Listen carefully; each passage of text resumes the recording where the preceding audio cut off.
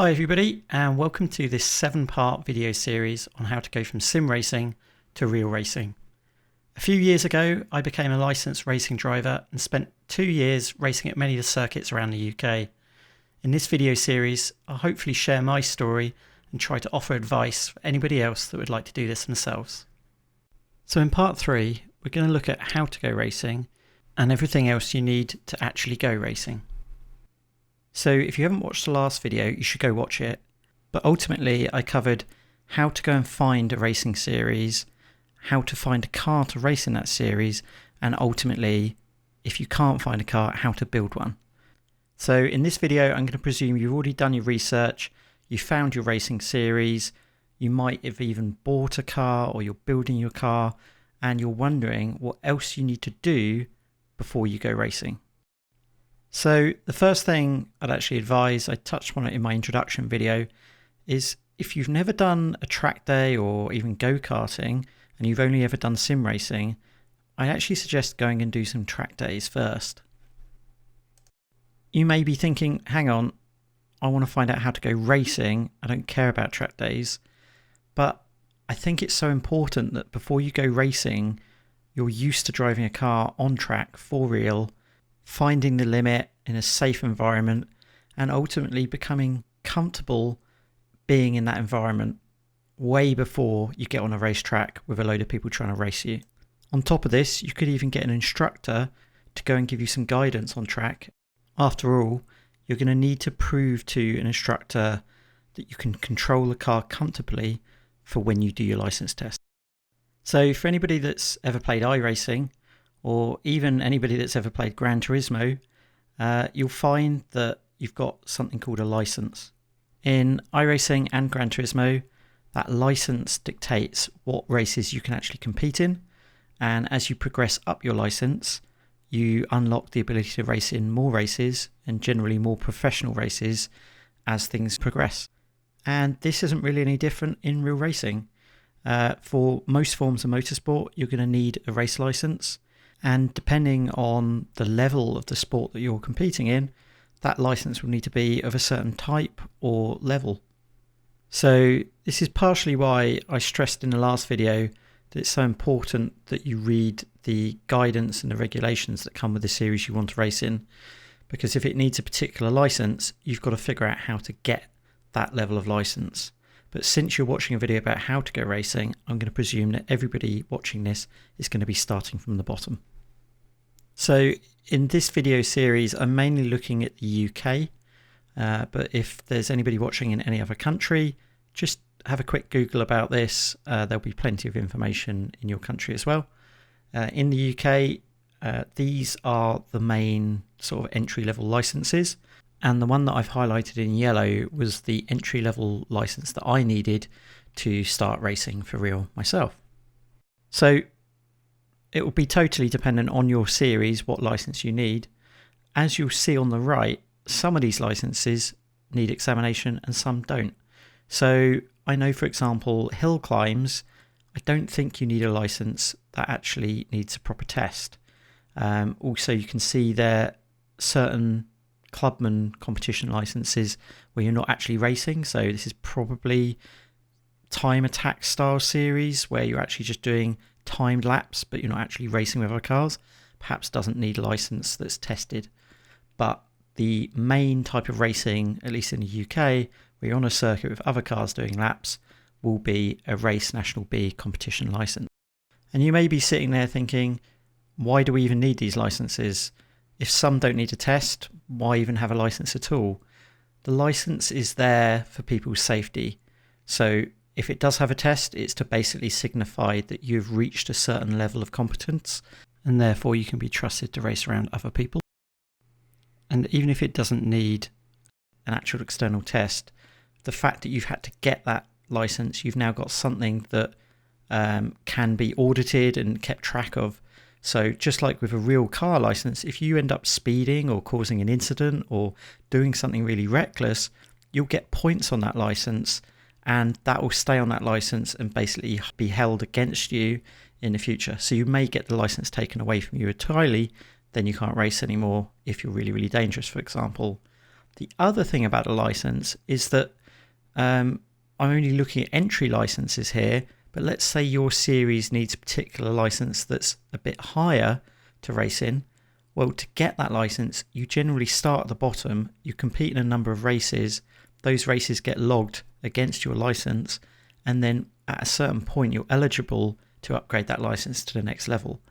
And this can go on and on and on. For example, if you want to race internationally, you'll have to do a certain level of lower level races to be able to get that international license, for example. And so the top level F1 drivers, etc., they've even got their own license, and they can get points and have their license taken away if they do something really, really dangerous. Let's say they enter the track the wrong way round and start driving around the track the wrong way, or something crazy like that. They could get their license taken away. So you now know what sort of license you need. How do you get one? So in other countries this might vary, but in the UK at least, you just need a Go Racing starter pack from the MSA, for example. And as you can see here, it costs about £99. You get some of the money back included in the first license you get given. And yeah, there's just an application form inside. It looks like you get a USB with the information now, but in my day it was a CD. And it will just contain everything for you to go and apply for your race license, essentially. So if the type of license you're going to get actually needs an examination as well, you're going to need to do an ARDS test, which I believe might also have another name now, something like a novice driver training course or something like that. Basically, Googling ARDS test, you find a whole range of places where you can do one of these. Along with this, you may need a medical and a vision test, depending on the type of license you're applying for. But the actual ARDS written test is pretty easy, pretty basic. Obviously, you need to know the information that they're going to test you on, but it's along the lines of what does this particular motorsport flag type mean, and what should you do in this situation. It's basically just checking that you've got a common understanding of how to behave safely at a racetrack. So this comes back to the go-karting, the track days, and obviously if you've been sim racing, you'll understand the flags and stuff like that from sim racing. But the whole point of this test is to make sure that you're going to be safe on that track and you're going to behave in a safe way when, for example, there's a red flag situation. On the practical side, you'll actually go out in a proper car. I think some tracks do let you drive your own car as well. But you'll basically have an instructor next to you, and they're not going to look for anything super crazy. They don't want to see you set lap records and anything like that. They just want you to drive around safely, prove that you know the racing line, prove that you can competently control a car on a racetrack. Simple as that. Okay, so let's say that you've done your ARDS test if you needed to, you've passed it, you've got your race license, you found your series, you may have even got a car. What else is needed before you can go racing? So as with the last video, each series has its own list of regulations, and even if you've already got a car, you've got to make sure that that matches those regulations. One of the key things that you need to go racing is all the safety equipment. So you've got to have a fire extinguisher. That's probably got to be a certain type of fire extinguisher, well within date and is still valid. You need to obviously have a roll cage. Depending on the series type, that might be a different type of roll cage. You need to have a bucket seat, harnesses. These harnesses will obviously need to be of a certain spec. Once again, it will be defined in the regulations for your racing series.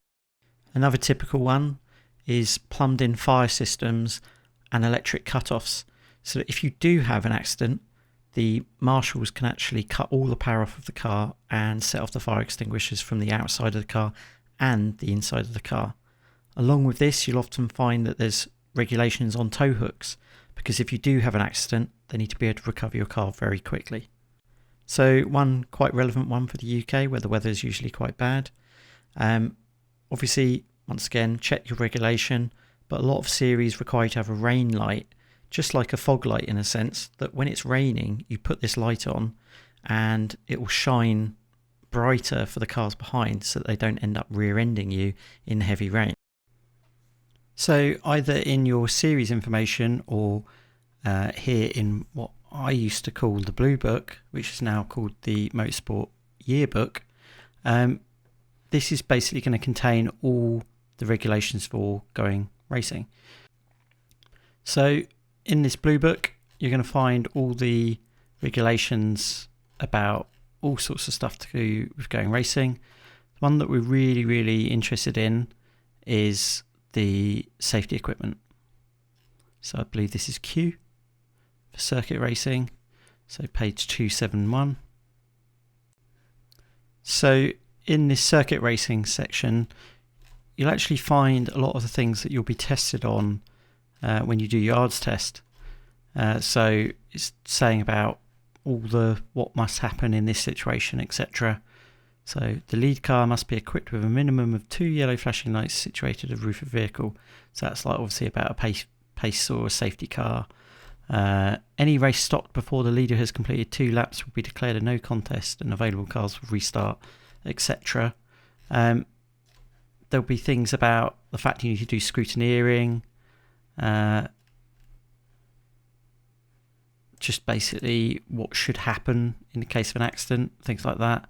What licenses you need again, what should be the formality in a standing start, rolling start, etc, etc. So you really need to understand this, definitely consume it, even before you do your yards test, although they might give you material to learn for that as well, which will be very similar. But yeah, this and your regulations for your series, you need to know like the back of your hand, because otherwise you might just get caught out that when you get there, you get a scrutineer basically saying that your tyres are not the right type, or your equipment that you're maybe even wearing is the wrong equipment, and they're just going to say, sorry, you cannot race. So I think this is the section all about crash helmets and overalls, like race suits and stuff. It will basically say, so on a race suit point of view, it needs to be flame resistant, etc. And this is the standard that you need. So 8856-2000, we'll come back to that in a second. In crash helmets, it's got a whole load of information, and then it will say sort of what the correct standards of these will need to be for different types of levels. So this is one of the mistakes that I think some people might make, is that they think, oh, okay, I just need a helmet. They buy a helmet, let's just say they buy this thing, turn up at the race day, they've got a helmet, surely I can race, right? Nope, because this is not one of the things that's said in the Blue Book. So it's saying things like that. These standards are basically the standards that the manufacturers of the helmets need to adhere to. So it must be a certain level of flame resistance, etc. So yeah, basically you need to have a helmet that actually matches that. So the good thing with something like Demon Tweaks, this is not sponsored by the way, is you can filter by that type of helmet. You will find that a proper race helmet that matches the regulations will be a lot more expensive than just any old helmet. And you might have a motorbike helmet, you might have your mate's helmet or whatever. Tough, if you want to go racing, you've got to get the proper gear. This is where a lot of the costs actually come in, because you're buying quite expensive stuff. You might need a hands, for example, that might need to go onto it. And yeah, you've just got to go through this and make sure that everything you're buying matches the regs all the way through. So for example, on a race suit, this does say race suit, so you'd think it's going to be approved. Okay, it's that level 8856-2018. But if I go back to the regs, is that valid? Probably, to be honest, but you need to check that. You need to make sure that it's definitely valid for your series. Because another mistake I see people make is they buy a kart suit and then think they can race in it, and go-karting stuff is completely different, totally different level of safety needed for go-karting stuff. And this goes through everything: the gloves, the shoes, sometimes the underwear or balaclavas. I actually have a story which was one, it might have been our first race or something like that, but basically one of the races we turned up and the scrutineers were looking at our gear and checking that they all matched correctly, and the guy that I was racing with, his shoes or his gloves, I can't remember what it was, were not up to the correct spec. And I obviously had the correct gloves or shoes or whatever it was, and they said, well, you can race but he can't. And I said, well, it's a team race, and basically the car's entered as a team. I can't only race, plus we'd split the costs, and he was there and he'd have hated it if I'd gone out and raced the whole thing on my own. So we actually had to make an agreement with him that we would swap whatever it was, the gloves or the shoes, in the pit stop, and we did. So yeah, the guy obviously cut us a bit of slack there, but it was crazy really. It was sort of like taking off these sweaty gloves or sweaty shoes, and he had to put them on and go out and do his stint. So, but he did have gloves, but they just weren't up to the correct spec, so you have to be so careful with all this stuff.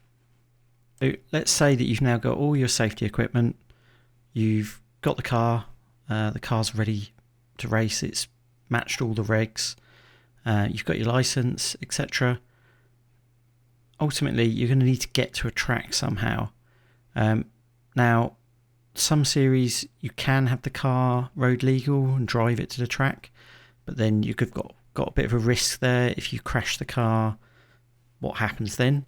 Also, a lot of cars aren't road legal, so they're on slick tyres, or the tyres can be bald by the end of the race. So you've got to consider, actually, how am I going to get the car to the track? And if you're going to take it by trailer, do you have to buy a trailer, or do you need to rent a trailer? If you're going to rent a trailer, you have to rent that every time you go racing. Then you've got to think, well, actually, I'm renting a trailer. Do I even have a car or a van or something that's able to pull a trailer? So this is something that you may not have even considered. You think, well, I've got the car, but you can't. There's no point driving the car to a racetrack racing, and then when you drive home, providing you haven't crashed, the tyres are so bald the police would pull you over in an instant. Then you've got to consider things like a pump to pump the tyres up or let the air out, tools if you have to do anything on the car while you're there, oil, obviously with an engine like ours that was burning oil like crazy, petrol, so you've got to sort petrol out in some sort of jerry can or something like that so you can fill it up. Some tracks do have petrol pumps, but not all of them, and they generally charge a premium. And yeah, basically you just have to think about so many different things that you may need. Duct tape is definitely something I suggest just in case. Cable ties, etc. There's just endless list of things that you need to consider when you go racing. So the final thing that I haven't really touched on is, even if you've got the car and you have a series and you've signed up to that car club and you've got a license, etc., is that you actually need to enter the races. So in theory, you'll already be registered for the series, and that's fine. But each individual race, you're going to have to register for and actually pay an entry fee for. Once you've been confirmed on that race, on the day when you turn up, you'll have to sign on and say, yeah, I am this person and I register for this race. Obviously, if you haven't paid for the race or actually signed on properly yet, when you turn up, you're going to be disappointed, because they're going to say, well, this race is already fully booked. Sorry, you can't race today. Similar to this, after you've done your sign on, you will generally then have scrutineering that you need to go to. So you can take the car to get scrutineered. They'll check all the stuff, plus your race suit, plus your gloves, etc., and make sure that they're all correct. Generally sound test the car as well, make sure that's correct. And then after that, you'll generally go to a driver's briefing, and only after that are you looking at the possibility of actually going racing. So there's probably a whole range of other bits that I've forgotten about. Leave a comment below telling me, but I can't really edit the video, so I think you'll just have to end up Googling it and doing a bit more research yourself. If you've made it this far, well done. Quite a slog, and maybe endurance racing is the thing for you. In the next video, we're actually going to look at a real race that I did. So part 4, 5 and 6 will be just random races that I did over the 2 years, and I'll talk you through a bit of kind of what happened on the day, and yeah, just show you some of the races.